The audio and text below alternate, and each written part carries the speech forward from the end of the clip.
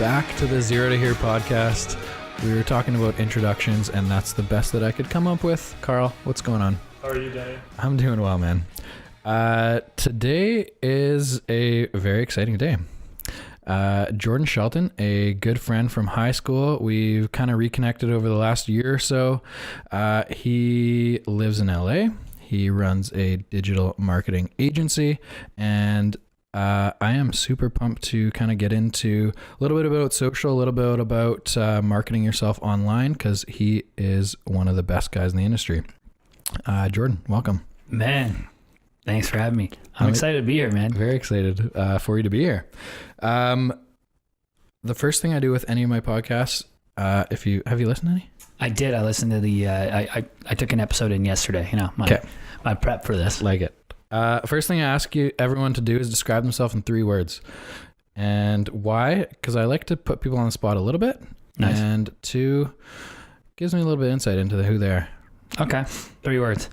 Or phrases. I'll say thinker, dreamer, and motivated. 3 interesting ideas. Why dreamer? I think... And why do you pick the word dreamer instead of goal setter or something like that? I think, at least for me, when I look at like dreamer, is trying to think about what's possible that maybe hasn't been done before. Mm-hmm. Opposed to goal setting is like, hey, I want to accomplish something that there's a clear set of tasks that I have to do to get to that thing. Hey, I want to run a 6-minute mile. Okay, there's all the training programs online for me to do that, right? Let's go. And it's like paint by numbers, that goal. Like if I run 3 times a week at this, whatever, I'll get there. Where when I dream, and, which really ties into thinking as well, is like, what's really possible? Or like things that amaze me. The roads, everyone driving on it, we're not crashing into each other like crazy. And it's all just like, we all just do it. I'm like, man, somebody dreamt this up. Like this whole system, that's what intrigues me when I look at the possibilities that could be, one for my own life, for the people around me, and then society as a whole, to think, hey, what the system we're living in was created by a human. Like, what can I dream of to create? For those 3 things, myself, people around me, and ultimately society. So that's where I just start to think with anything. It could be any issue. And I just start to think, my mind goes crazy on ways to fix or new ways or things that people might think are nuts. But yeah, that's why I would lean into dreaming, things that haven't necessarily been done yet. Business-wise, are you a dreamer?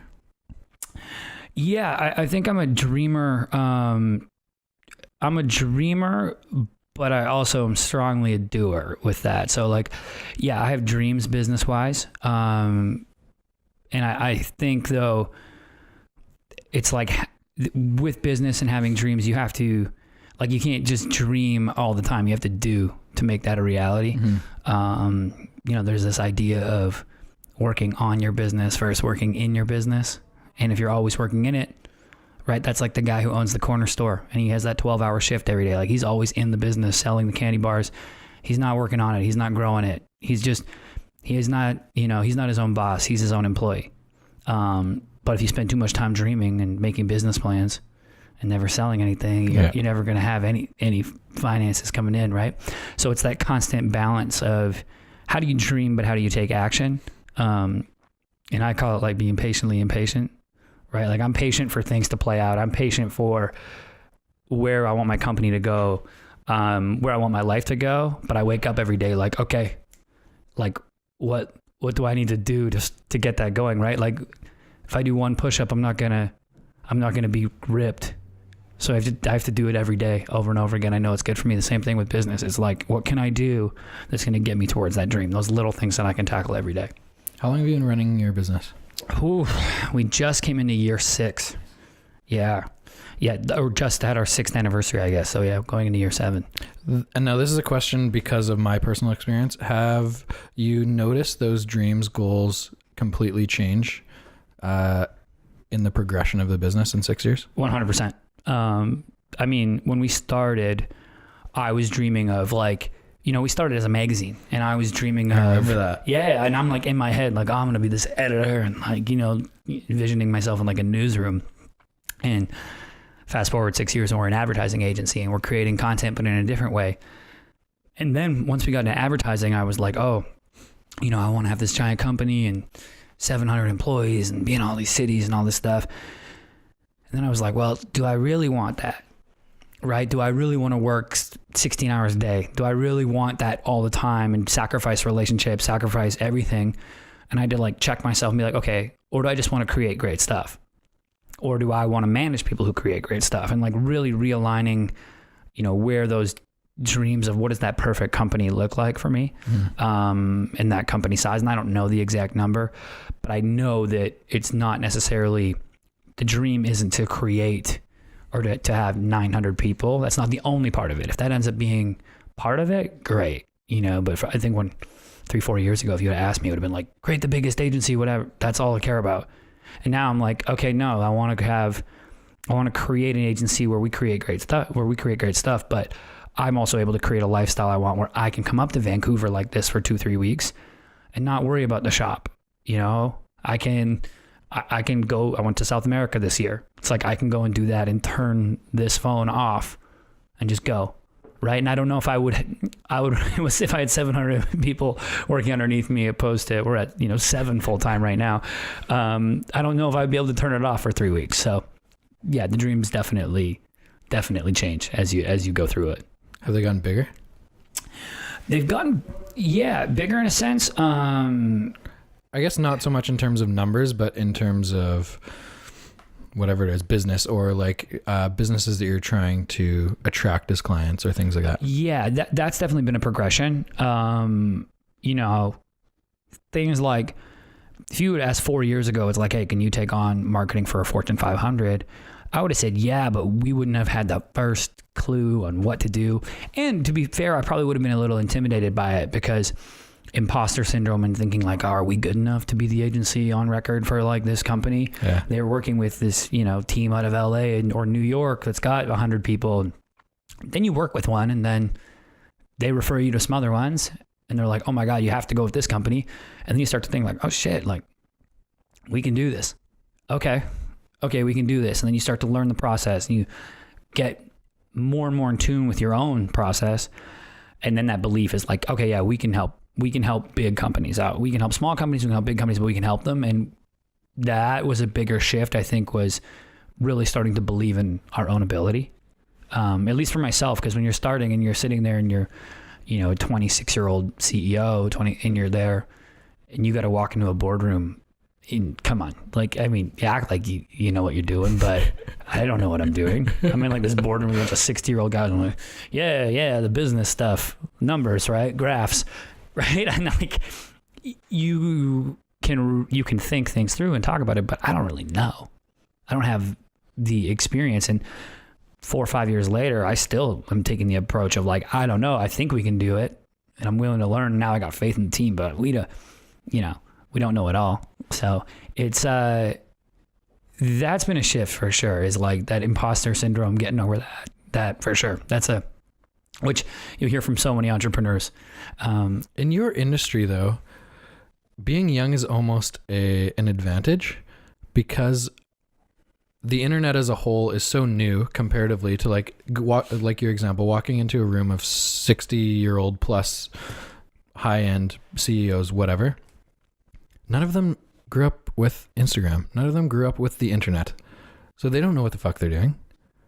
Totally. So you come in as like, I don't know, is that a personality that you try to put on as like, I'm coming in as like the guy who knows how to do this on the line? Yeah, it's one of the reasons I got into this industry was when I was looking, I said, okay, I started the blog and the magazine in university. And then I was like, oh, okay, I want to get into the professional world.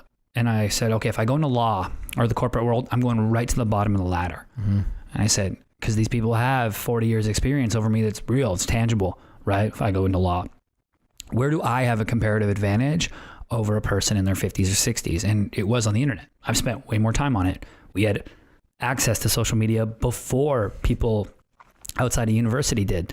So for me, it started to click on like, I have the most time spent on this platform. And why wouldn't we go here? This is where all the attention is. It seems crazy. I'm like, we started a social media agency in 2013, like back in the day, because now everyone is starting one. But it's like 5 years in internet terms. That's a quarter of the internet's life. Yeah, exactly. You know what I mean? Like commercial internet came out in 1994. So I look at it and say, I looked at it and was like, this is the area of opportunity for us. We understand it. Then it was just a matter of time before, convincing people who are in their 50s and 60s that this is not a fad, this is going to be here. And that every year that's gone by has become easier and easier. And the age has become an advantage for sure. But there's still, without a doubt, there's still something when it comes to like contract negotiations and stuff, that being younger or appearing younger, I think maybe it's an artificial hurdle, but there are some social hurdles there that come along with like contract negotiation. And then I found at least that some people think like, oh, I've done this a million times. Like, you're young, you don't deserve it. And that's been few and far between. But it has happened. I've definitely got that sense. And then there's been other people who are like, they get it, they were at an agency, they went on to go in-house somewhere and they're like, yeah, you guys are it. Okay. Show me what you can do. Great. Let's rock and roll. So those types of engagements are great. In our industry in real estate, when I first got in, I thought that would be a big hurdle. And it probably was for the first year, more so because I put it on myself. But people can see that you're younger. People can see that you're less experienced, but it's your job as a younger person to better explain your competitive advantage. And ours in our industry is we understand how to use the internet. We understand how to use social media to get more eyes on your property for us in real estate than anyone else in our market. We will guarantee that we get more exposure. More people will see your property than anyone else locally. And it was a hurdle to kind of overcome and mentally for me getting into the industry. But now looking back, like it's such a competitive advantage, and it's almost the other way around for me mentally now, is that I understand this way better than anyone else here.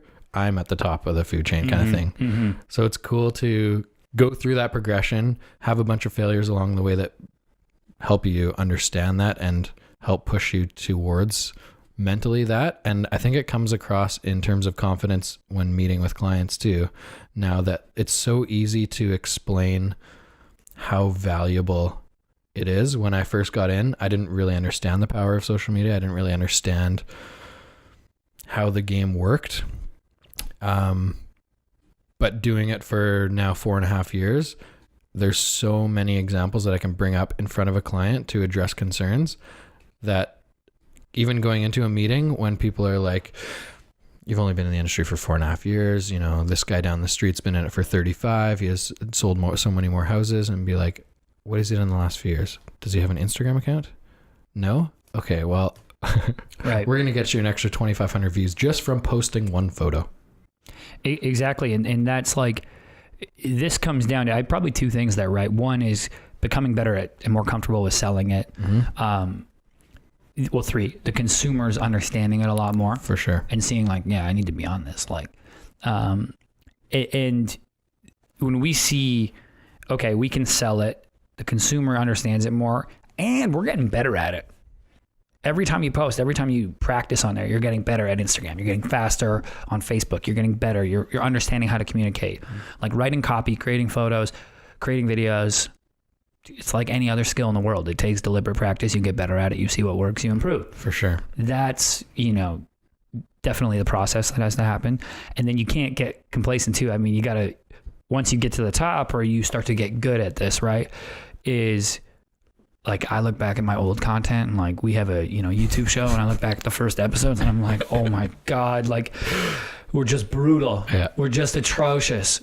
But we started doing it and now the show is better and we're by no means at our end for potential with the show, but we're way better than when we started, right? Isn't that the fun part though? Yeah. Like one thing I say on almost every podcast is I am completely obsessed with growing personally, professionally every day. So being able to look back and be like, oh my God, I was really shitty back then, but I'm getting decent right now. Mm-hmm. I'm not where I want to go, but I'm somewhere in between kind of thing. Yeah, and that just is like, it's nice to see that progress, because when you rewind the clock 2 years and see your work, you thought it was good when you put it out. Yeah.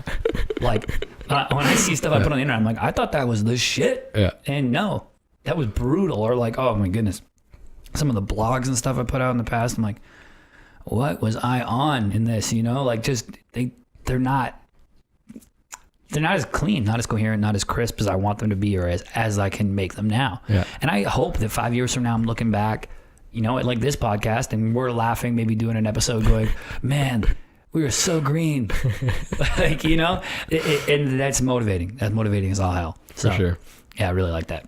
Okay, we're going to talk more about social, but I want, mostly because I don't know it and I think it's going to be valuable, I want to talk a little bit more about your backstory.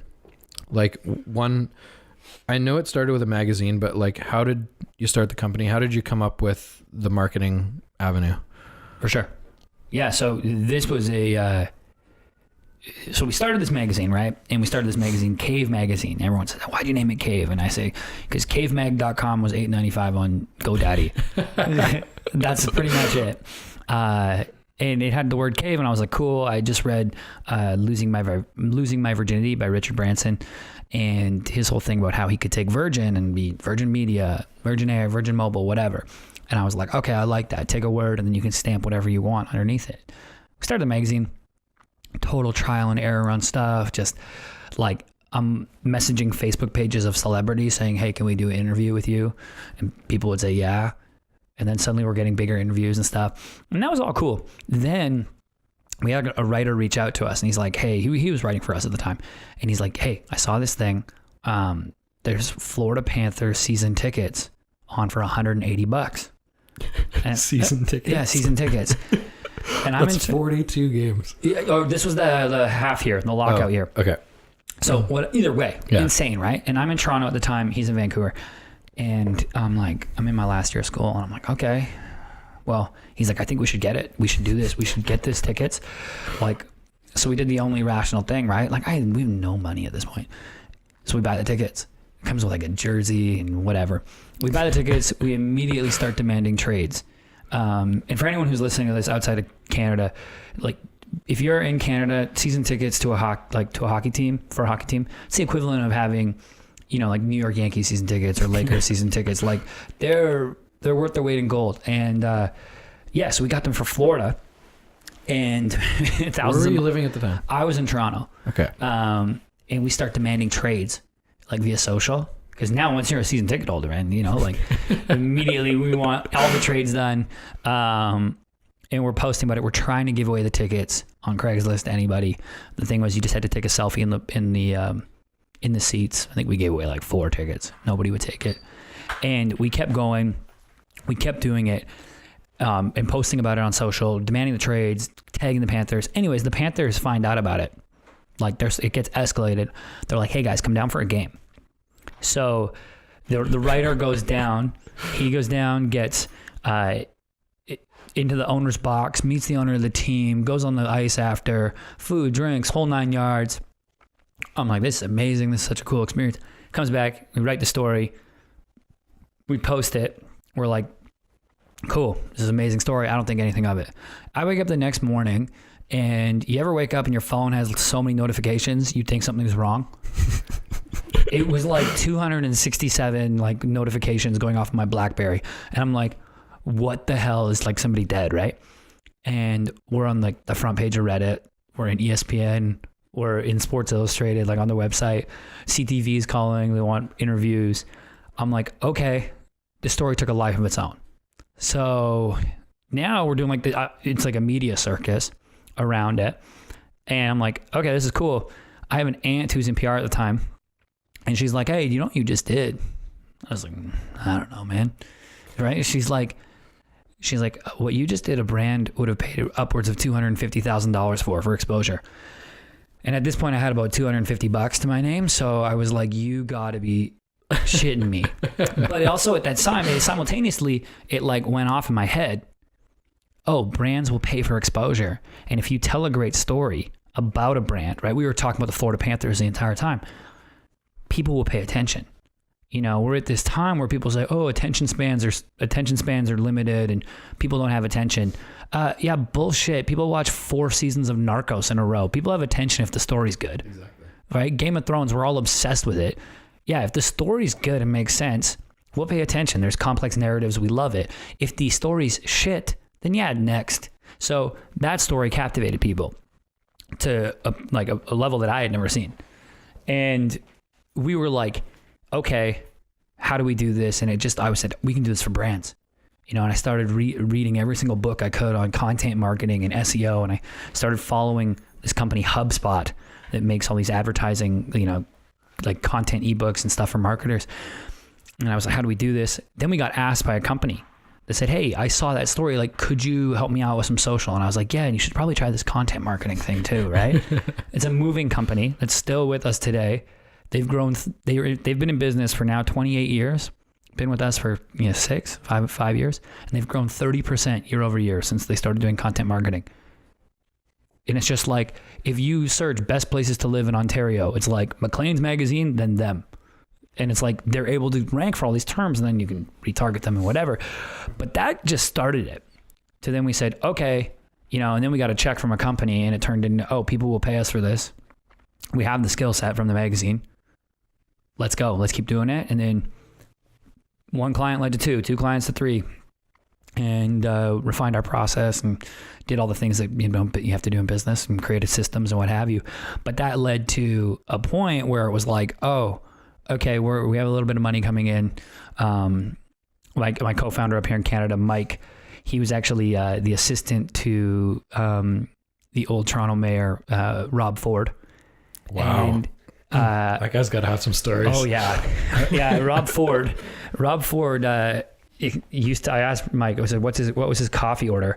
Rob Ford used to have 5 shots of espresso in a cup. That was his coffee. So yeah, we had some stories, but he quit the office and I quit. I was bartending at the time. I was doing Cave throughout the week, and then I would bartend to pay the bills. And we both quit and said, let's, we got to put our back against the wall, because it's the only way we're going to be forced to do it. I just believe that. If you put yourself systematically back against the wall, you have to either fold like a $3 chair or go out and actually, swing out of the corner. So that we both quit, and it just turned into how do we, let's figure this thing out. Let's build an agency. And then now it's grown to, we're in 3 cities and keeping it rolling. Living the dream in LA, man. Trying. That's awesome. I didn't know it started from the Florida Panthers season tickets. That is amazing.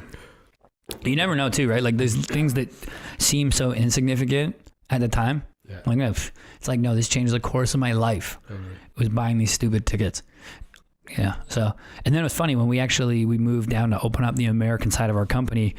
We coincidentally moved to Florida in Miami and bought season tickets again for the Panthers. And I went to every game and enjoyed it. So yeah, it was funny to kind of see it come full circle that way. That's hilarious. One of the things I wanted to ask you about was the first 2 years. So let's maybe change that story, because you basically just gave it to me. When did you stop the magazine? We stopped the magazine in, I would say middle of 2013. So you had it running for 2 years? 18 months. Yeah. It's still up.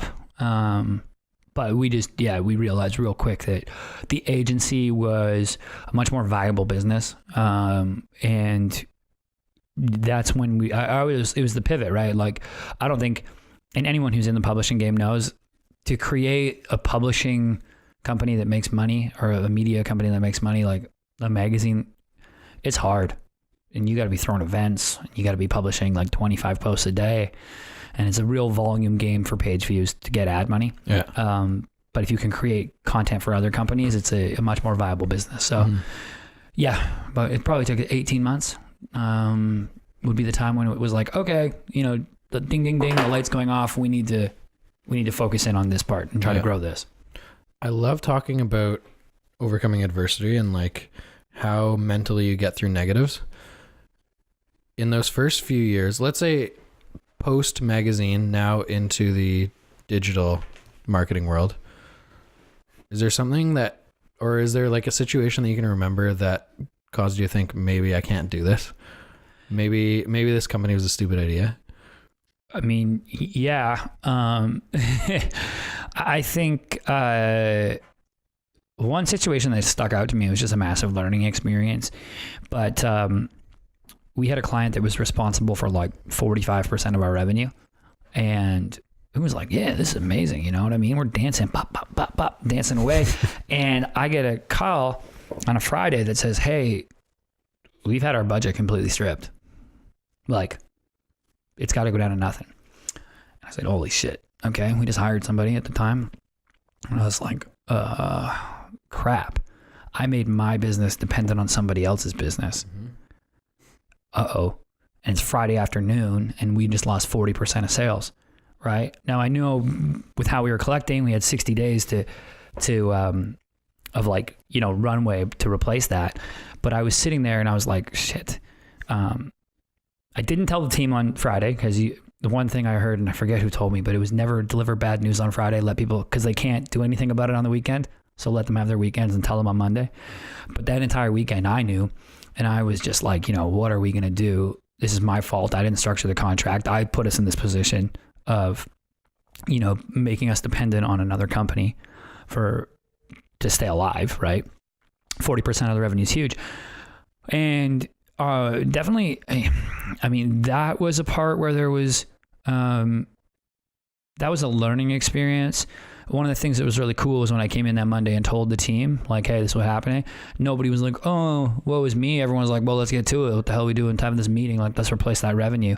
And we switched our model to never have our business be dependent on another company's success or failure. So if one company goes out of business that we're working with, we keep it moving. You know what I mean? It's 5% of revenue now instead of 40. So that was a learning experience. And definitely that weekend, I was like, oh, you know, what the hell? This was my fault. Now, in terms of like thinking I'm not good enough to do it, man, those thoughts creep in every 6 months. You know, it goes That's to... it? Yeah. Fuck, you're way ahead of me. Well, I mean... more, well, I would say any big thing, like as you hire, you know, we brought on staff members and now I'm sitting there and it's like, shit, I gotta, you know, it's more mouths to feed, and managing is a completely different role and task set and skill set than just doing the work. And then you start to, question myself on everything. Am I doing the right thing? Did I make the right move? And then it doesn't help when you see, like, and this is what I try not to do, but if you see somebody else who has created an agency, and maybe it's bigger or something, or they got a project that you want, and it's like, oh man, like, you know, why don't I have that, but are we good enough to do that? But then anytime I have those thoughts creep in, I'm always like, there's different contexts for every situation. No, like, just focus on our own thing. We're good. Like, just chill. Yeah. Take a breath, Jord. You know, you're freaking out over nothing. And then knowing that it's imposter syndrome, and the more I talk to other entrepreneurs, I mean, we went out for lunch 3 months ago and we had this talk, right? And it's like, I talk with every entrepreneur. What do you know about entrepreneur or imposter syndrome? They're all like, yeah, it doesn't go away. Never. So, just, I think acknowledging that everybody's going through that feeling gives me a weird sense of security, or a weird sense of like, it's okay. I'm not the only person who feels like they don't know what's going on. Right?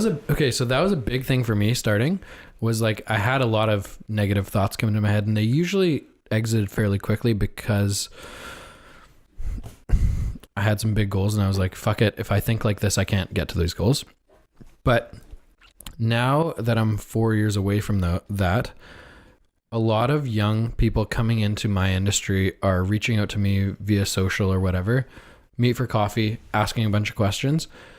So one, I take all those coffee meetings. Maybe it's a waste of my time. I don't really care because I get a lot out of it. And I'm excited to be in this position that I can provide some examples or share my experience with people like that.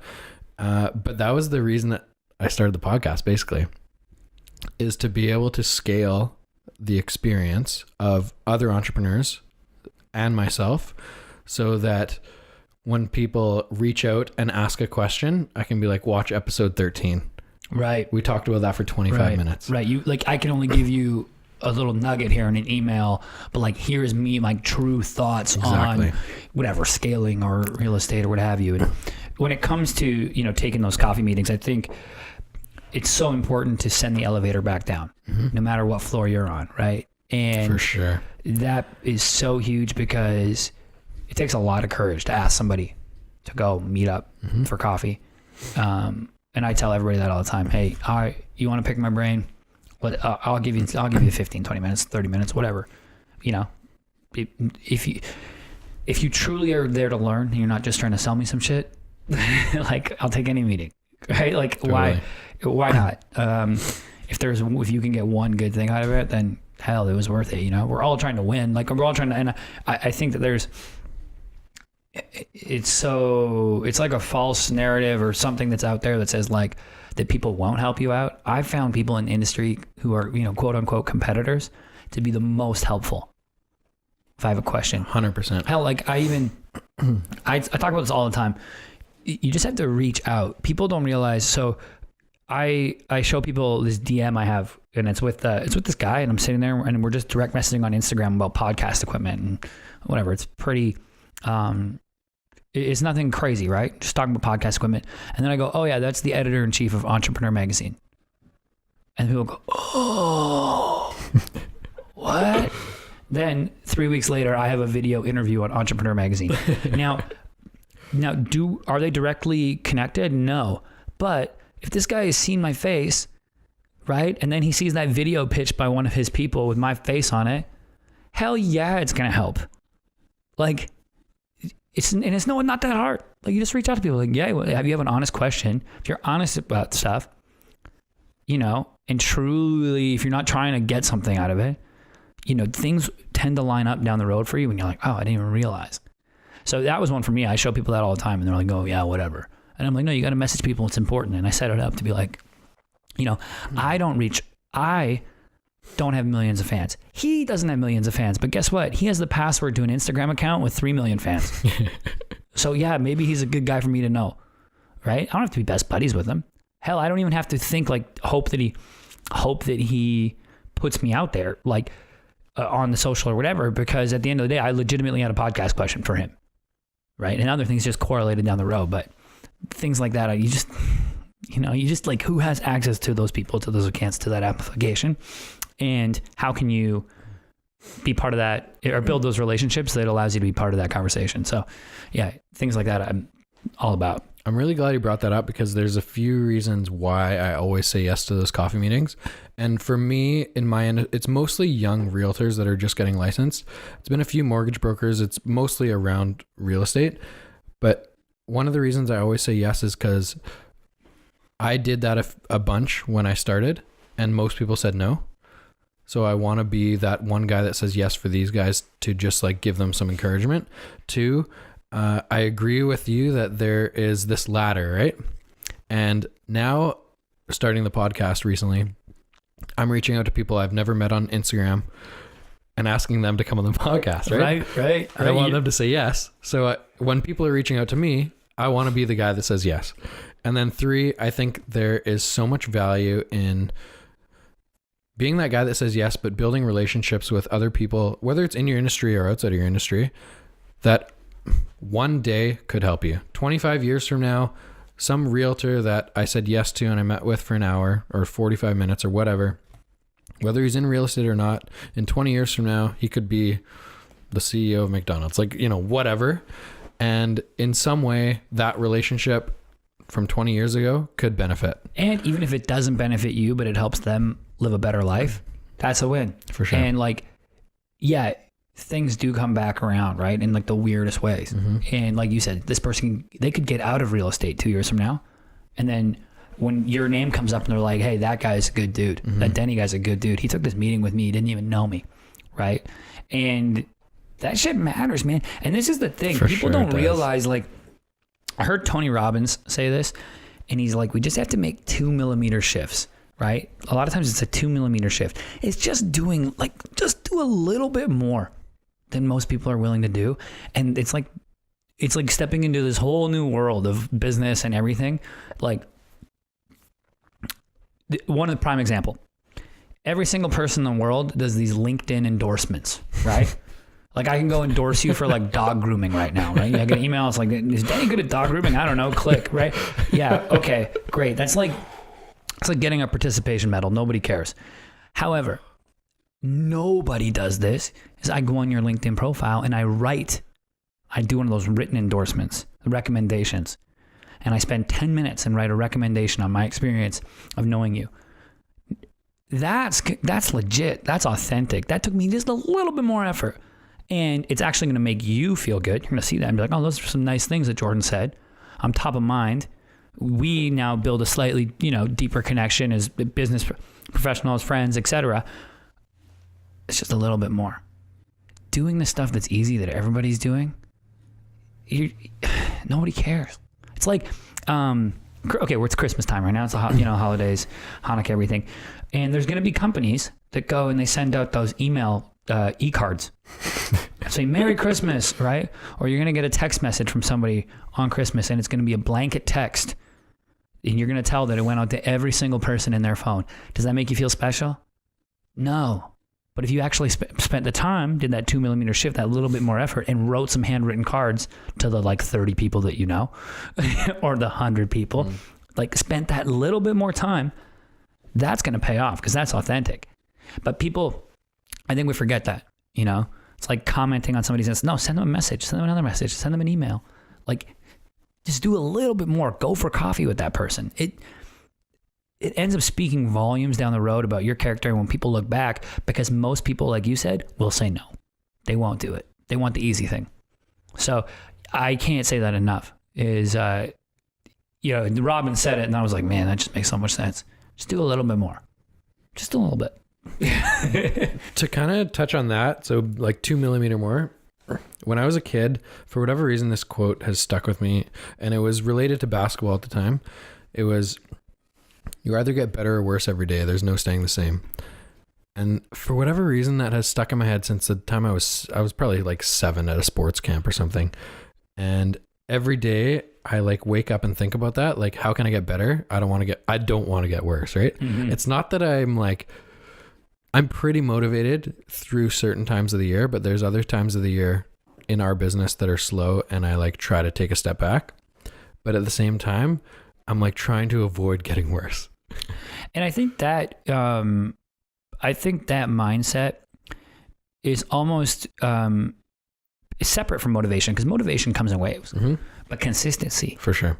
Consistency is a mindset. And if I'm going to consistently get better, that means going to the gym every day.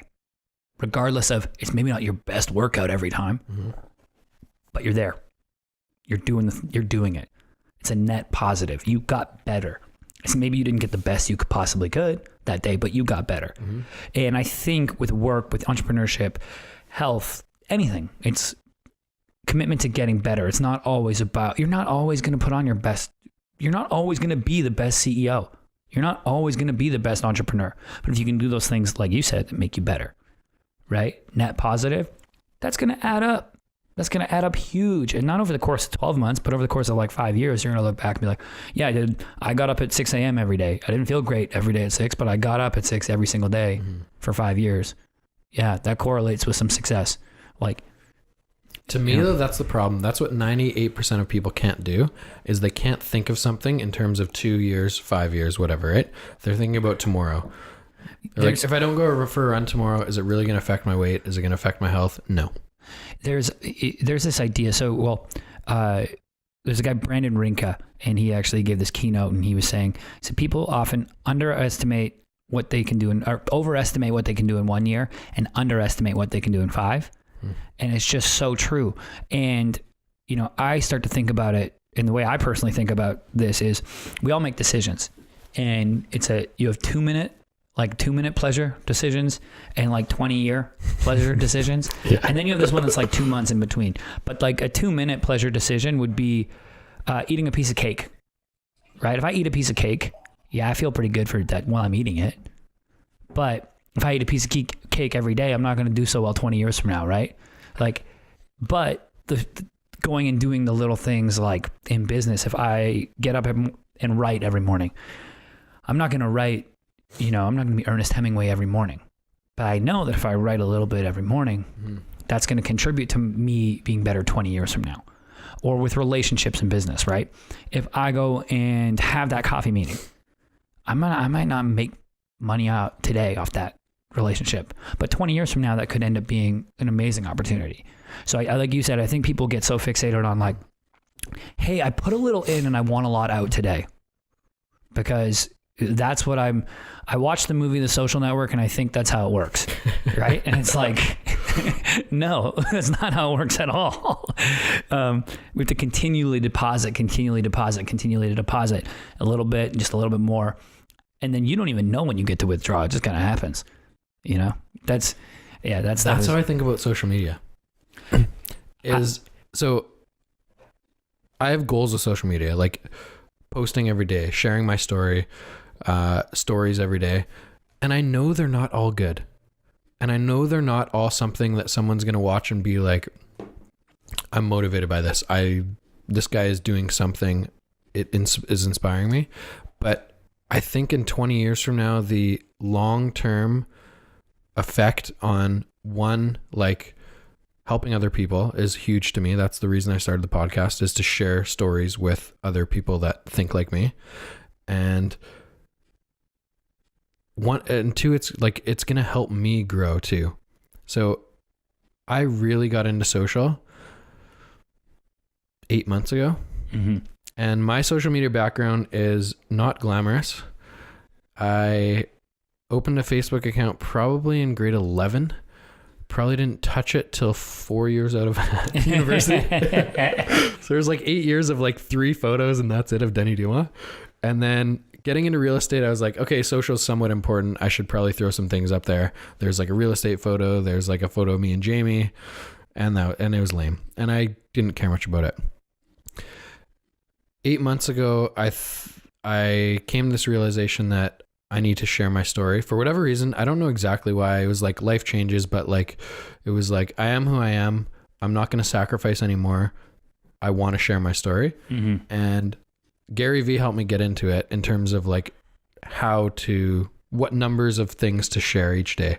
So I came up with this goal that I should story 4 to 7 times a day and post at least once a day. And it was shitty at the beginning. It was, looking back even 8 months ago, comparatively to like how my content is now, it's ugly to look back at. But at the same time, the progression, I think, is what is attractive to people. So not that I really care what people watching are thinking, but in terms of like who I am, it's helping me grow. It's helping me become more comfortable with myself. Even just knowing that I'm 100% out there. Like, this is my life. This is what I did today. Today, I met Lucas for breakfast. It's on my stories.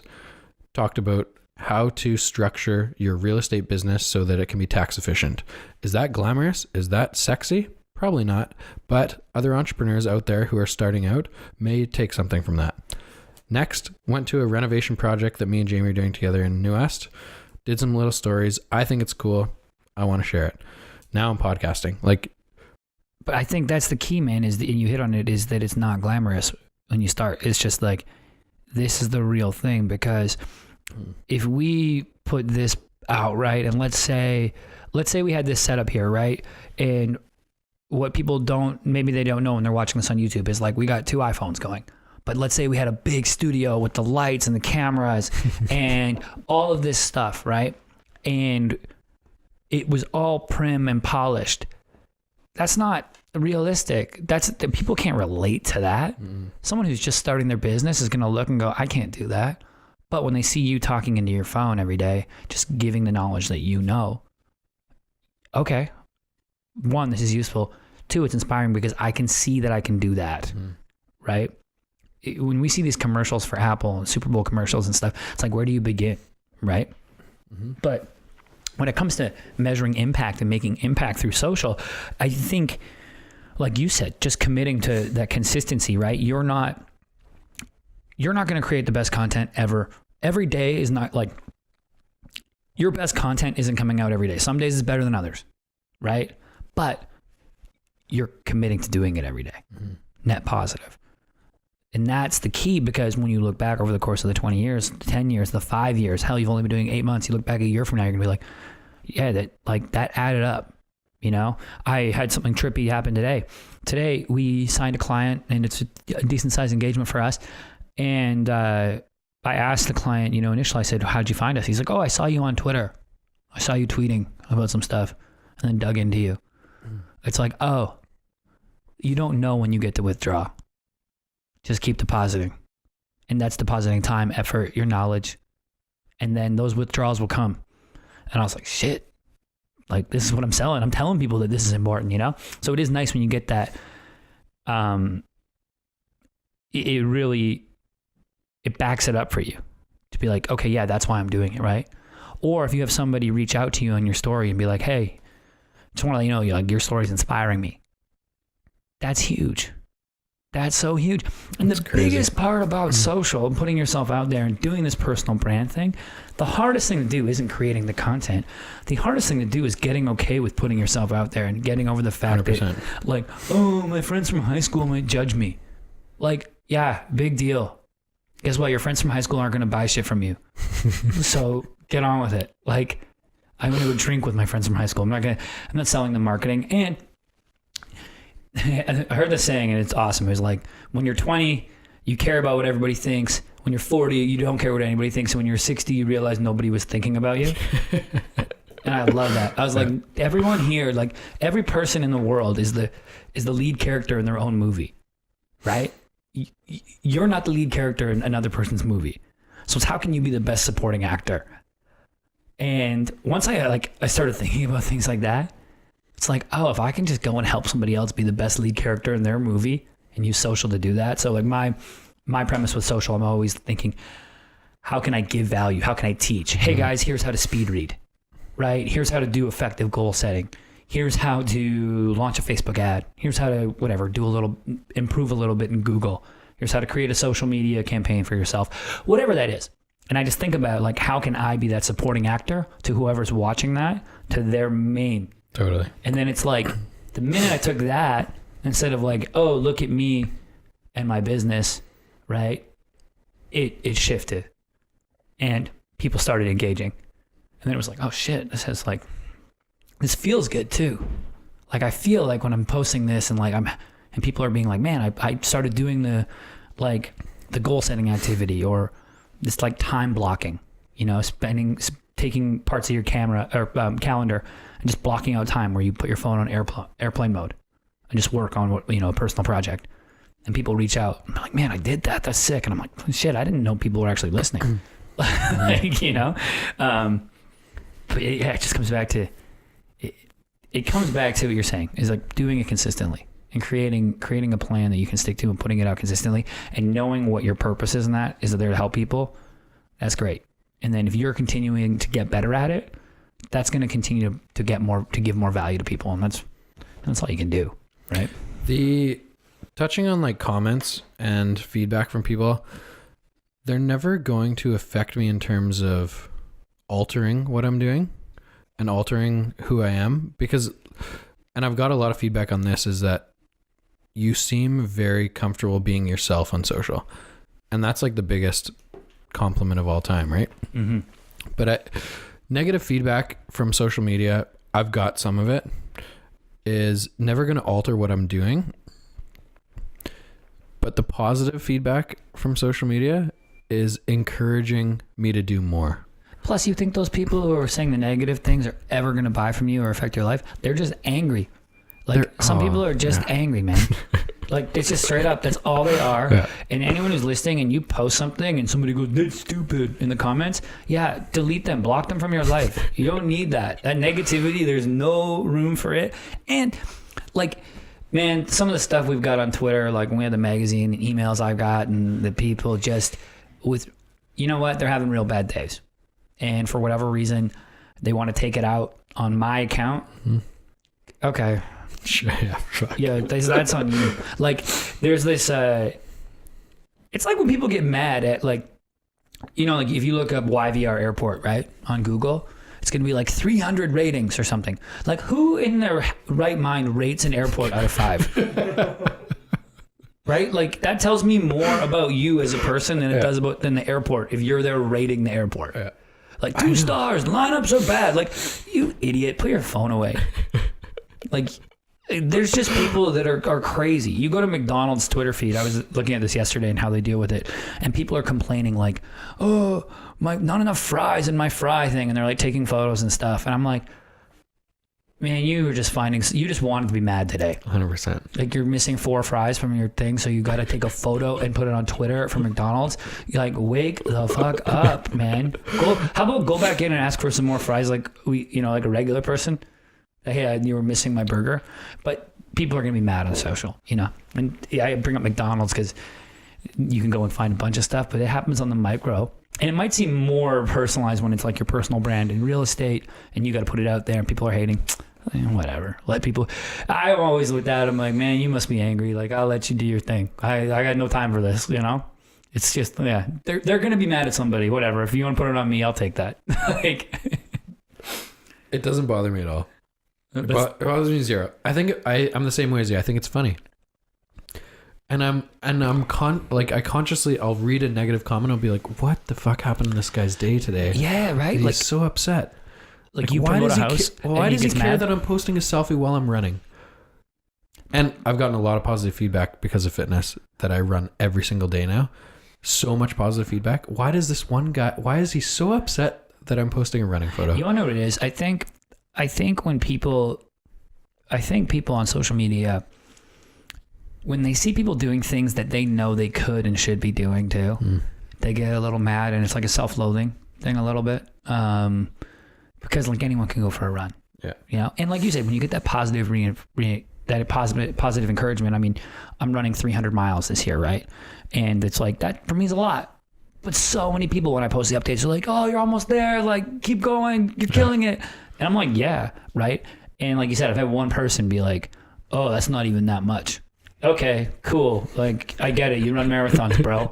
Like, whatever. I'm not doing this for you. I'm doing this for me. Yeah. Like, whatever. So yeah, I think when you get people hating on stuff, and like with you in real estate, say you're promoting a house and you're promoting it out there, and someone goes like, oh, Vancouver, and they make some comment about, like, I'm sure you get comments like, oh, the foreign buyers, oh, nobody can afford it. Like all the classic crap that people say in Vancouver, and you get these comments, and it's like, all right, well, you're not going to buy from me anyway, so I will just delete that comment and keep it moving.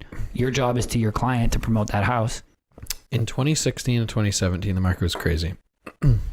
Almost every I'd say 85% of properties we listed sold in a week and had multiple offers and sold subject free. Almost every Facebook, so we do Facebook ads for every single listing. Almost every Facebook ad had comments saying that realtors are crooks. Stop the Chinese, like racist comments. Stop the Chinese from buying, like, is insane. You guys are like, is insane. And it's like, you're just, okay, in Vancouver, like people just get mad. They're like, oh, I can't buy Vancouver. I'm like, yeah, newsflash, neither could my parents. That's why they live in Surrey. Like this happened 25 years ago too. I didn't know when like being born in Vancouver became, I digress. But I just say that because I've moved to LA where people have just gotten over it. Like real estate's just too expensive. So they're just like, whatever. Yeah. The nicest places in the planet to live in cost a lot of money. We've just come to terms with it, and I pay rent in Los Angeles because that's just the reality. Like, so, but yeah, it's I could imagine in 2016, I saw from afar. I was in Florida, and I saw people getting angry on social. But like you said, people get racist and stuff, and it's like, what the hell was wrong with your coffee this morning, man? Yeah. Where you woke up mad at somebody buying a house from across the ocean? Like, come on. Just go, you know what? Go back, handle your own little things, and worry about how you can get better today. Not complaining on Facebook is not helping anyone. If you're complaining on Facebook, or if you're one step lower and you're complaining on YouTube, you're not getting better today. Time to switch, Crazy. One thing a lot of people, a lot of the young people in my industry that ask me when we do these coffee meetings is how to get business early on, how to prospect, what prospecting items work well. In your industry, let's say when you switch from the magazine to more online stuff, what was your prospecting regime like? How did you get new clients? I think the biggest thing, and I tell this to everybody, you need to drop your ego and go to your friends and family. The whole like, I need to prove it and I'm going to do it myself and not ask for help mentality. You need to let go of that shit and go to your friends and family. You know, the first thing I did when I got into real estate, send every single person on Facebook a personalized message that I had. So I'd say at the time I maybe had like 1,500 people on Facebook. Okay. I sent 1,500 personalized messages. There you go. I got one negative comment back. One. And that's, see, but that you started with your immediate network, right? That's my number one advice to people is like mine your existing network and then also make your existing network bigger, because people are not going to make big purchases or small purchases off people they don't like or brands they don't like. I put a check mark on a t-shirt and suddenly I'm willing to pay 5 times as much for it. Because I think LeBron James wearing one is cool and stuff. Like, so I tell people in prospecting, especially professional services, you know, when you were looking at being a realtor, agency services, it's a lot of trust that people have to put in you. One of the things with real estate I find to be so interesting, and you'll hear realtors say this all the time, is like, oh, you know, it's the biggest purchase that you'll ever make in your life. Don't take it lightly. Yeah, you know what the 5th biggest purchase is that person's ever going to make? Their realtor commission. So that realtor better bring it too. Yeah, totally. Right? So I tell that to realtors all the time. I'm like, look, they're putting a lot of money in you too, and a lot of faith. So you got to be able to bring it. They got to be able to trust you. New agents, I think too, if somebody was starting an agency, a social media agency tomorrow, don't worry about having, you know, 20 grand in revenue per month and 3 employees and all these things like right away. Just worry about like, how can I service one client? How can I get one client? How can I get one project? And then learn how you did that. And then reverse engineer it and say, okay, or if you have clients right now, say you're a realtor, right? Take your last 3, 5 home sales, whatever, literally reverse funnel it. Draw it out and say, how the hell did I get this person? How, like, go back. Was it through did somebody refer? Okay, they did. I need to go back to that person and work on that, whatever. That referral chain again, but like reverse engineer it and then see if you can replicate. And that's been the biggest thing. And man, customer acquisition is a continual learning process. We're still learning. We're still figuring it out. If anybody in the world tells you they've got it figured out, they're lying, because then their business would be like capped out. Yeah. Like they're, you know, everyone's trying to figure it out. So yeah, I would say mind your existing network and drop the ego. Just go ask your mom and dad, go ask your brother and sister, ask a friend, or like you're listening to this podcast and you want help and you need advice for something in Vancouver. Like reach out to Denny, reach out to me, ask, hey, I listen to the podcast. I have a question. You know, if you're trying to you're watching this and you're thinking about starting your own social agency, yeah, we're competitors, quote unquote. There's enough business to go around for everybody. Reach out to me. I will more than gladly be like, hey, I would do this, do that, you know, pick a niche, whatever. Like there's fine tuning you can do within that advice. But I think at the end of the day, it comes down to don't be afraid to ask. That immediate network. Most people are. They're afraid, man. We're so afraid to ask our friends and family for things, but then we'll go out and put stuff out on the internet. And it's so weird. We don't even trust our friend and family. Like, I'll be like, hey, you know, Dad, what'd you think of the steakhouse? He's like, ooh, I love it. That's amazing. And I go on Yelp. I'm like, yeah, but it's got a 4.1 on Yelp though. So, I mean, you said it's amazing. I don't know if I trust you, my own father, you know, but we'll jump to some internet crap. And it's like those real relationships matter. And getting over this fear of like looking stupid or like you've let your pride out of it or something. Like, don't be so prideful. Ask people for help. And then continue to making your network bigger too. So many entrepreneurs think you can only do it on social or you can only do it through digital. You got to go to the networking events. You got to go, or you got to join a softball team. You have to meet people and tell them what you do, and figure out a way to tell them. You know, figure out your elevator pitch. Right? Like if I ask you right now, like, what is your elevator pitch? Well, okay. The one thing I want to say is social is just another platform to build relationships. Yep. Softball teams is one, like you said. Your friends and family is one.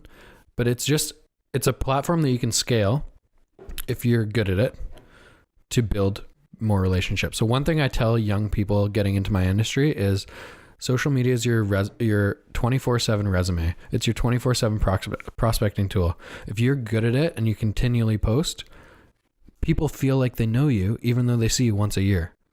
And Google put out a stat too that 60% of the sales process is done before a customer hits contact us, aka they're researching you, they're getting to know you.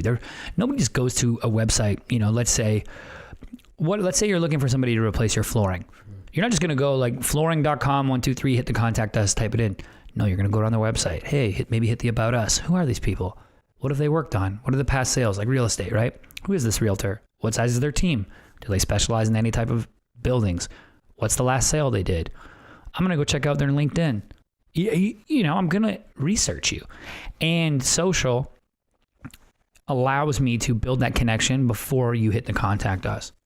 Before you reach out to me, you get that sense like, oh, you get a little bit of who I am. You can see it, right? But once again, social is only a complement for sure to everything. It can't ever be your whole sales process. It can be a big part of it, but I would never put all the, everything on that. I still think the best decisions I've ever made have been like when I get on a plane to go, I'm like, I'm going to go fly out and meet this person for half an hour. I've flown across the country for half-hour meetings.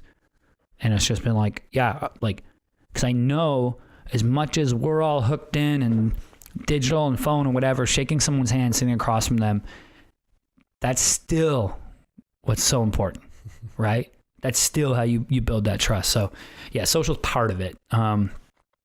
But yeah, it definitely helps. It's a big part. Oh, I think it's a huge, it's continuing to grow. But it's the thing that leads to that personal interaction. For sure. Right. I would assume you've never sold someone's house without meeting them. Incorrect. Okay. Incorrect. Phone call? Out of town, investment property. It's happened a few times. One of them was living in the interior, had an investment property in New Est, used us because of our social media, talked to them on the phone a few times. Right. Sold their property without talking to them. Nice. Yeah. But I may get in trouble with FinTrack though, because you're supposed to see someone in person to verify their ID. Uh-oh. If they're listening, that's a good thing. That means we got a lot of reach. Denny license suspended. Yeah. Right. That's funny. Okay. Something I want to talk to you about. You do a lot of meetings and I don't know, you do public speaking events. What is the most surprising thing you've seen in a meeting with a business? It could be like just not understanding social, or like you presenting an idea and people just not understanding it. But like basically what I want to get at is people that did not grow up with social media. Let's say, bring this back to the beginning of the conversation, 60-year-old CEOs. Is there like some crazy stories that you've presented these ideas and said like, we can grow your business based on starting, like, let's say they have no social media presence or no internet presence at all. This is a really easy avenue. It's not going to cost you much money and you're going to get so much more exposure. Yeah. I have a couple stories and I got one that's pretty funny, but, the guy understood social, but it was just a weird meeting. I'll tell you the funny one after the serious one. The first one ever, we were working with this company. It was a SaaS, a software as a service company. And we were brought in, we're an agency on record, and we're brought in and the CMO's there and there's all these other vendors and people and whatever. And we're going around the table and they're saying, okay, and the CMO just got brought on. And he said, okay, what's been working? And people are like, our events are really good. And they had no tangible stuff. And then we hopped on our thing and we said, well, their platform was $10 a month. And we said, on social, we can acquire customers at, $30. It costs $30 for us to acquire running paid advertising on social. So it's a 90-day make back time. We see that people are staying on the platform for an average of 6 months. So we were, net plus 30 or net, whatever the margin was over 6 months. Yeah. And everyone went, okay, great. And next. And there was no like discussion. Like we had math, like hardcore math of like, you just like put more money in and we will get more conversions. People are staying on this long. You will make more money. And it just turned into like what's next? Oh yeah, let's go back to my hunch. And that was in our early days, and that was frustrating for sure. And then it came back to kind of being young, and also when you're a contracted agency, if the CMO or CEO of that company really loves something, sometimes you don't want to check them or ruffle their feathers. You're just like, all right, man, whatever. Like, this, you do you, man. Yeah. You send in the check on Friday? Okay, cool. Yeah. No, I mean, look, it's our job to push them and to really say, no, that's not okay. Or this is how we should do things. One of the cool things I found is how much easier that gets as your career progresses, right? Oh, yeah. Early on, I remember the very first listing I got personally was a townhouse in Kits. Took it at a high number that I did not recommend. I recommended a number. They wanted like 150K more than that. It's like, let's try it out, see what happens. Month and a half on the market, didn't work out as I predicted. Cancel the listing. They list with someone else at my number, sell it in a week. So Ooh. like now going into those listing appointments, I'm like, I don't want it. Because you know it's going to be. Because I know what it is. And so I think as you get more comfortable in how much experience you have in an industry and how many deals you've done, and you're able to be really confident, and people really respect that. Saying no is huge, right? Being able to turn away from that stuff. Like you said, you can turn away from that and you can spot it. We just turn down somebody because they're like, hey, this, that, they immediately want a deal. Yeah. Or something. And I'm like, all right, man, like maybe you're better off like hitting up a student or something. Like I can't, we don't do that. Or, and some people when we're negotiating, they're like, here's our budget. I say, great. And then I say, okay, here's the adjusted scope of work. And they go, what do you mean the scope changed? I'm like, well, you ordered less, right? You ordered less food, or you only have $10 for a meal. You're going to get less food than if you have $20 for a meal. Like, why is this any different than any other thing, right? Yeah. So yeah, and then knowing how to recognize those. I remember having a guy who oh my goodness, he was like $200-300 a month he paid us, and he thought he was like getting Whedon and Kennedy, and which is Whedon and Kennedy, for those of you who don't know, is like Nike's advertising agency, and he thought he was going to get that level of service, calling me all the time. I want you to work extra hard in these hours. Why am I not king of Alberta for moving stuff? And like, he said one time, he said, I want the Google to me. And I was just like, bro, like he did not understand it. He's just like, I want the Google. Everyone's telling me it's good. Give it to me. And I'm like, what in the hell are you talking about, man? It was like 98% of my headache and 2% of my revenue. And eventually it was like, man, we're ending this. Yeah. So firing clients has been a big one when they don't see it, or when they just become like, I won't call it firing. I just selectively choosing who we work with. It's become a big thing for us. If somebody shows these signs right off the bat, they want like, they're blowing me up and have all these special requests and they want me to trust them and give them a special price and all these types of words. I'm like, what the hell are you talking about, man? Because I know that this is all the red flags where you're not going to pay at the end of the month, or you're going to be around for 1 month and then leave because you expect to like, people yelling, what's the ROI? We get a lot of like, well, what's the ROI? And I'm like, man, you see a Coca-Cola billboard on the side of the highway. Do you rip across 7 lanes of traffic and go chug one at 2 liter at the next 7-Eleven? No. It's like when the next time you're thirsty in a 7-Eleven, they hope you buy a Coca-Cola. That's how advertising works. And at least that illustration has been like, when I talk that one out, people are like, oh, okay, I get it. Because I'm like, if we post a blog post or a social media post, people are like, what's the ROI? What's the ROI? I'm like, the ROI, you want me to like get into, what was the ROI of your radio ads, your TV ads? What was the ROI of, show me any of your advertising you've ever done and show me the ROI. Like, just, I challenge you, show me it. Because you don't have it, right? And it's like somebody heard the word ROI in some business class in their 3rd year, and they've just like latched onto it. It's like, what's the ROI? I'm a businessman or businesswoman. Like, get off it, man. In like, my industry, the way that this works, this is fucking hilarious, Carl. Is I don't know what people are reading, but they may read a blog post or they may Google like what questions to ask at an open house, and they'll come into an open house and they'll walk in the door and the first thing they'll say is something ridiculous. They'll be like, is this property renovated? And I'll be like, No, it's a fucking teardown. What are you talking about? Like, the house is from 1913. There's no value in the house. Just walk around. How many people say to you, hey, I've heard that realtors sell their homes for 15% more on average? Because like Malcolm Gladwell in Outliers said that. Really? Yeah. I've never heard that one. Yeah. Well, the whole idea is that there's more when you sell your own home. You have you have a financial incentive. Let's say that you want to sell for $10,000 more. You have a $10,000 incentive opposed to selling a customer's home for $10,000 more. You only have a 3% of $10,000, $300 incentive to sell for more. So you will take the lower price. That's the logic. What it doesn't take into account is if I get my clients a higher sale number, they're going to refer me more. And like, it doesn't take into being a good person. It's just purely a math analysis. And we get that all the time with like some of the brokerages where people will be commenting that. I'm like, all right, I get that you read one chapter of Malcolm Gladwell and you took that exact argument and copy and pasted it, but let's just take a breather. Okay. Like last time I checked, Malcolm Gladwell probably bought and sold it with a realtor on his own home. Like, come on. There's expertise. You pay people to do things that you cannot do yourself and who are better at it. There's a reason I pay an accountant. I try to do our accounting, our year-end tax filings one time. Okay, I got it done. That's one time more than I've tried. Oh my goodness, took me 3 days. And now I'll never do that again. Because guess what? I'm not a fucking accountant. And like people are trying to, that's another thing for anyone listening. Man, do not try and do it all yourself. Like find out what you're good at. I would even say this.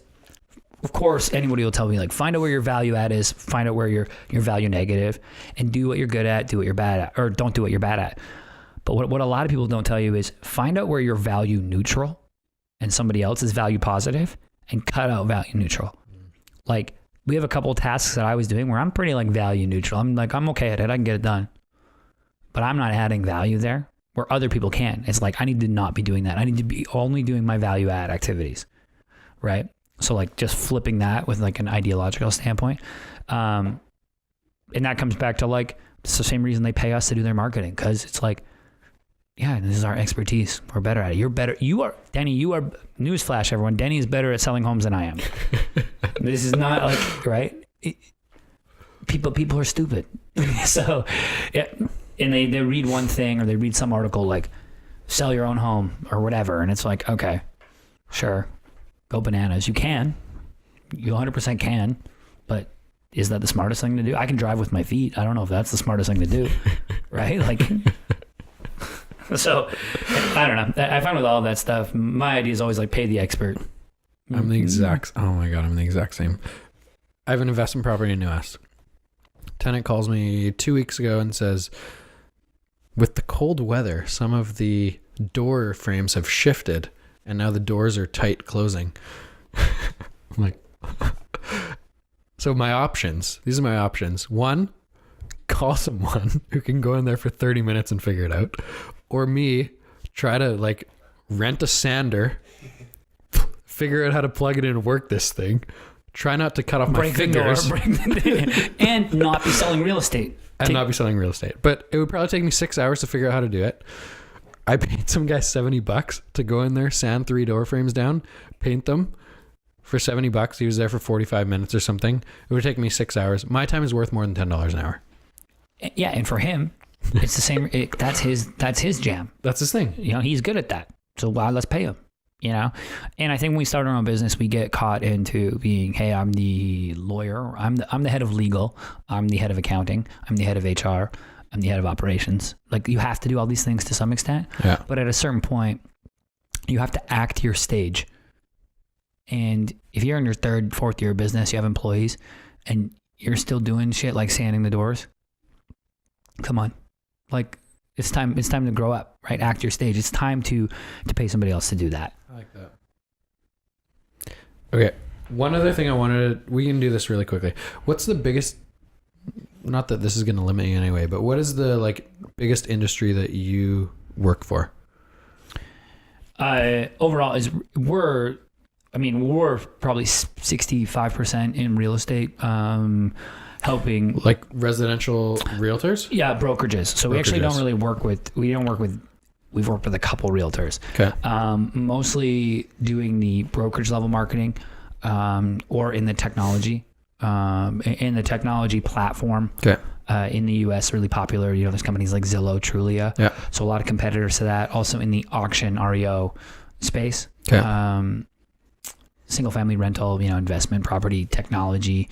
And and then brokerages, you know, helping, you know, pick a brokerage, Remax, Century 21, Berkshire Hathaway, Home Services, and we'll help them either at a national or a state level. So maybe we do like the state of Washington, you know, all of Berkshire Hathaway Home Services for like the state of California or Washington or whatever. And then travel, we do a lot in travel technology as well. So it's mostly technology on that side. Some exciting stuff. And then it's a mixed mash of, we work with people who sell custom rims for muscle cars and MCAT prep courses and whatever. But our bread and butter, hands down, is like that real estate brokerage, real estate technology, understanding that. Okay, let's use that as the example. Real estate brokerages. What can they do better on social? Or what are their weaknesses on social? Their biggest weakness is all they do is they do what's called look at me marketing instead of I can help you marketing. Yeah. Look at me, house sold, look at me, house sold, look at Brian. That comes down to the individual level too, though. Oh yeah. It's something I say to every single coffee meeting that I have with new realtors into the industry is no one gives a shit about real estate. They don't fucking care. No one cares. Because the sales cycle is 5 to 7 years, right? Before I'm ready to purchase and then purchase again. Mm-hmm. So if you go, look at me, house is sold, sign, great. But like you do that every day, fuck, you're not gonna be around for 7 years in my feed. You're gonna be around for like 6 days, and then I'm gonna be like, I'm block this person. Because once again, you're a supporting actor in my lead role in my life, right? So how do you do that? Give me facts. Give me some stats about the neighborhood. Tell me why investing there was a good idea. Reaffirm my purchase, right? Tell me something I didn't know.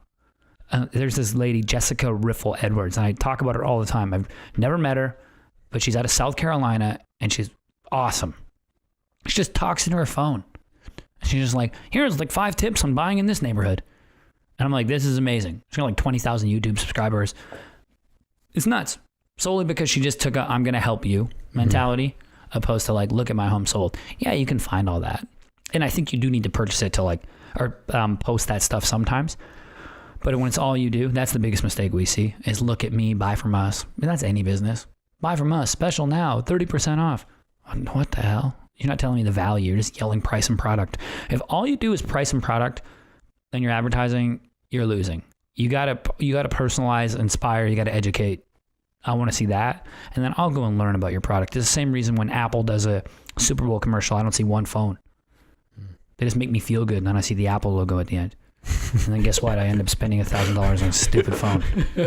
Like, you know, so I think that's the biggest mistake is people not understanding how the psychology of marketing, right? They understand like, hey, we can post on Facebook and some people will see it.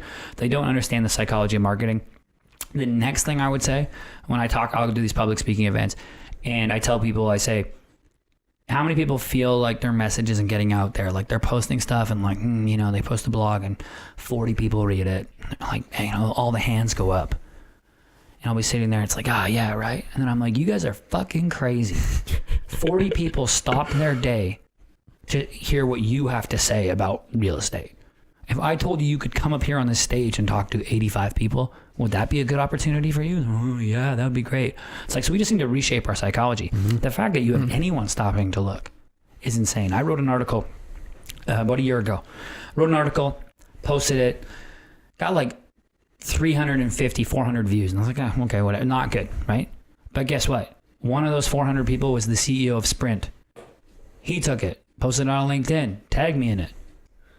Then it was like, next thing I know, the thing's got 25,000 people reading it, people adding me on LinkedIn, commenting on me. Like, you never know who's looking. I didn't know the CEO of Sprint was going to like randomly go through my article, but he did. Yeah. And it was that whole like deposit. You don't know when you get your withdrawal. But I got one that day. And I think that's where I would, if we can change our mindset to how do we give and how do we be supporting, you know, how do we support the people who see our content, then it will come back around. And obviously there are tactics and there are things you can do to, move people down a sales funnel, etc. But I think as a general philosophy, the biggest, it's just misunderstanding of how we frame our message and really what we're trying to accomplish when we go on these platforms. That's such a good point. That was really good. Should we just have a moment of silence for that, Carl? Can we just ponder that? So that everyone can just, while they're listening to this podcast, can just stop and reflect on that point. Carl, let's move on to the fire round. I feel like you need some sounds that are like, pew, pew, pew. I know. We've been talking about this for 3 weeks. We're like, what name can we come up with that's catchier than fire round? And today, before I picked you up, I was like, we just got to run with the fire round. 100% So fire now round. I'm trying to sound excited about the fire Lock round. it in. Let's lock it in. This is going to be so good. Okay. Number one. You just want quick responses on Quick these things? responses, yeah. Number one. On a scale of 1 to 10, how mad are you that the Seahawks beat the Vikings on Monday Night Football and essentially, heavily lowered your chances of making the playoffs? I don't understand the question next. Jordan's a Vikings fan. I'm a pretty big Seahawks fan. Number two. Favorite city you've traveled to that you've done a speaking event at? Guadalajara, Mexico. Yeah. Hey? Yeah. I did a speech down there. One of the cool things about that was it was brought together. Mexican business people from all over Mexico came in, and all of the speakers were in Spanish, and then I was the closing keynote of the event, and I did it in English. But it was really cool to see how receptive it was. The entrepreneurial community in Mexico, how that country is growing, and how eager people were to learn and how receptive they were. And it's English is a second language to them, and they were fully engaged. Some people brought like translators so they could understand. They were so excited. So yeah, Guadalajara, that was a really cool couple of days at that conference down there. And I met some really cool people, and I'm excited about where Mexico's going. That's really cool. Who is your favorite wide receiver in grade 12? Hey, none other than my boy, Sam Carino. No, Denny Dumas. For context for you guys, I played quarterback, Denny played wide receiver, and you go on YouTube, you might find some highlights. Just saying. No, there was, I don't know if it's on YouTube actually. Denny was a solid receiver back really good actually. We were good back in the day. My body might fall in half if I played a game now. Yeah, once upon a time. The biggest myth about social media. Ooh. The biggest myth about social media is that you have to have that there's some hack or code or some special ability that people have that makes them great at it that others don't have. It's just consistency. Just post shit every day. Yeah. That's pretty much what it comes down to. I agree. What's your favorite social platform? Personal wise. If I look at your screen usage on your iPhone, the data tells me it's Instagram. However, I honestly think I get the most personally out of Twitter. Yeah. I think when I look at there's two ways to look at social media. It's either using you or you're using it. And I do think sometimes I fall victim on Instagram to the social platforms using me. I'm just scrolling and looking at shit for the sake of it, and I'm not really learning or elevating myself. Where on Twitter, I feel like I'm always learning and taking. So I think Twitter is my favorite, but I use Instagram the most. Okay. What's something you have in your pocket at all times? I mean, other than my phone? Yeah. Chapstick, man. Yes. Chapstick. It's in my bag now. That's my answer. Yeah, chapstick. It's always chapstick. It's the same thing. It's the same thing as headphones. I either have 1 or 7 on me. Yeah. So yeah, chapstick. Can't have dry lips. Love it. Second last question. What is the largest amount of time you could survive without your phone? And you alluded earlier to being able to go away and turn your phone in airplane mode, which is something I cannot do yet. Honestly, I think if there was functionality, the biggest thing I like my phone for is calling an Uber or connecting, But everything. Everything. Yeah. I mean, I could lie and be forever. I think 2 weeks. 2 weeks? if I had like, Mine is less than 10 minutes. If you're saying like how long could I go for it, I try to do this thing on Sundays, and it's like kind of breaking the leash. So I always feel like our phones are on a leash, right? They're always within an arm's reach or whatever, but little things. So I leave my phone in my room, and I'll like go to the living room and be watching TV, or I'll go like read and my phone is in the other room, or I go for lunch with somebody and I leave the phone in the car. And like that is actually hard in itself. And you find yourself getting like, I found myself getting like little weird bits of anxiety about my phone. And then I'm like, so anxious. Yeah. I need to, then that proves to me that I need to leave the phone in the car. If I can't go without it for an hour. So maybe 2 weeks is an overstatement. Let's go with 2 days. Let's go back. I'm so bad. I now have this automatic twitch when I'm standing at the elevator in my building that I do this. I touch my pockets. Because one time I forgot my phone at home and I was driving and I had to obviously I had to turn back, but I wasted half an hour of my day. So every single time I'm standing in my elevator, I touch my pocket to make sure my phone's not. I do the check, man. I go front right pocket, keys, and then it's like, or front right pocket. It's like keys, front left, phone, back, wallet, left back, mystery. Maybe that's where chapstick goes. But I always do that check. It's like phone, keys, wallet. Let's go. Last one. What's your craziest, biggest goal? My craziest, biggest goal. This can't be filtered. This has to be. It has to be uncomfortable to talk about. I think. So I don't know if it's like a hard number, but I did some like soul searching this about a year ago about really what I wanted out of my life, not just business, but what I wanted out of my life, and what the hell was my purpose? Like, why was I getting up? And I really believe that I was put here, and I get up every day to help others fulfill their potential, and to help people do that in a workplace where they feel safe, they feel like secure to share their ideas, and they feel like they're part of something bigger. They feel like they're really growing, and I think that comes back to like being a quarterback. It's like your job is to get the ball to the receiver so they can be amazing. Make sure everyone's in the right place for them to fulfill their potential. And with work, with my family, with everyone, I just try to do that. And I think my goal is just to do that to as many people as possible, whether it's a company of 770 or 700. So I'm always, as much as my goal would be like, I want 50 people. Honestly, my goal right now is to go from 7 people to 8. And then I'll go from 8 to 9, 9 to 10. And then I know that eventually that's going to work itself out. So yeah, it's just like, going that right foot, left foot towards that. And that's my biggest goal is like, how do I help people fulfill their potential? And really like boiling it down, that's what gets me up every day. So. Love it. That was pretty good, Carl. How do we beat that? I always ask people at the end of every podcast to make the final statement. So often it's like a piece of advice that you would give to someone starting out in your career or entrepreneurship in general, or like the best piece of advice that you've gotten along the way. I think the best piece of advice that I could give anybody, because I hate when people are like, if you dream it, you can do it. Yeah. Like, I hate that shit.